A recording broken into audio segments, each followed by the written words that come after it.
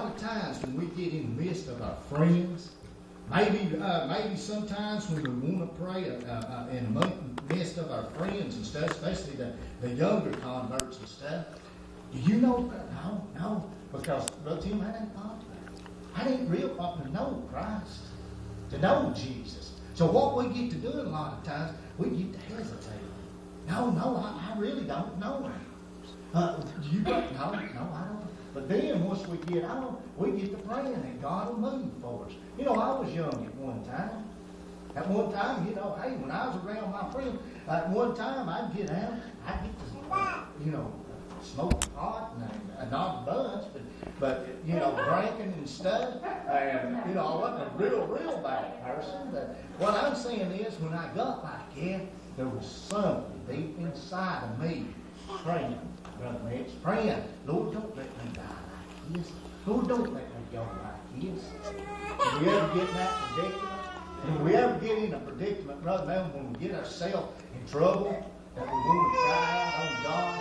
God, don't let me go. Don't let me get caught. Lord, I won't do this no more.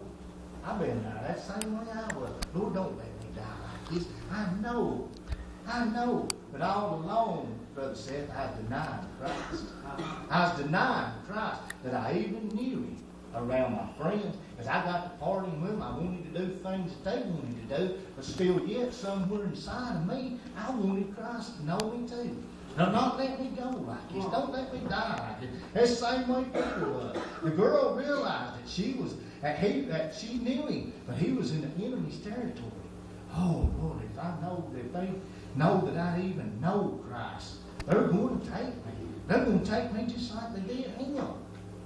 But it says, in other words, Peter did not necessarily want him to be identified with this man held in the upstairs room on trial for his life. He didn't want to be recognized because he knew that they'd take him too. So, no, I don't know what you're talking about. He said, woman, I don't even know what you're talking about. And he denied him, saying, woman, I don't know him. I don't know this man you're talking about.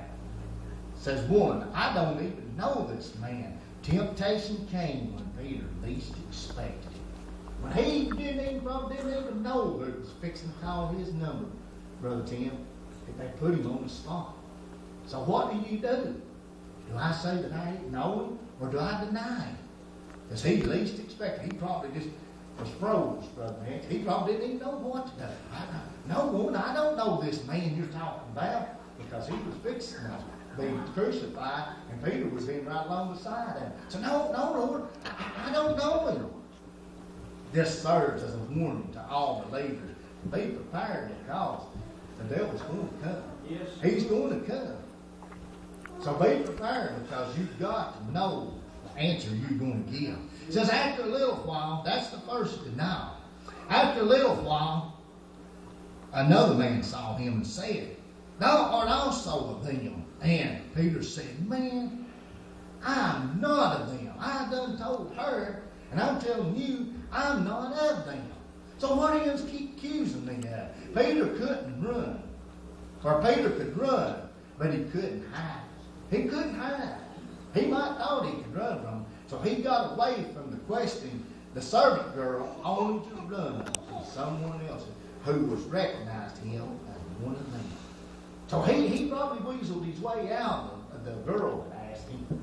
He didn't know that he was fixing to come right back into the next question.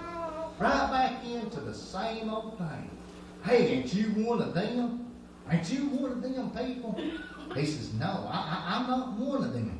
And about the space of 1 hour after another confidently affirmed, saying of a truth, this fellow also was with him, for he is a Galilean. So by this time, they knew that his voice. So that's twice that he's denied God. And he's denied Jesus. This time, another bystander heard Peter's yelling accents, which was closer to the Syrian speech than to that of a Judean servant in the Jerusalem courtyard.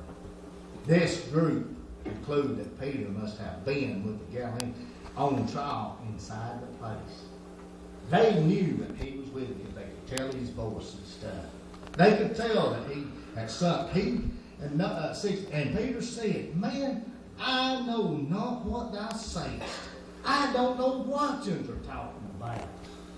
I don't have no clue who this man is. And immediately, while the yet spake the cock crew.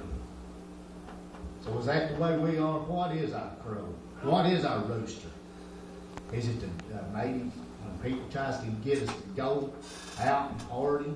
Maybe is it just when people ask us? Maybe is it situations that we face sometimes? Maybe is it stuff that we can't overcome? Is that our rooster that's crowing? Is that when we deny Christ? Is it whenever we put under pressure? Maybe if everything ain't going smooth in the churches, and like that, is that our pressure when we deny Christ? Is that when we get to turning back on Him? It says Peter again replied in a negative claiming, not to even know what they were talking about, what they even was talking about. Peter could not control himself. He didn't have no control because he come out before he even knew it, brother man. Because the Lord had already spoke to him what he was going to do.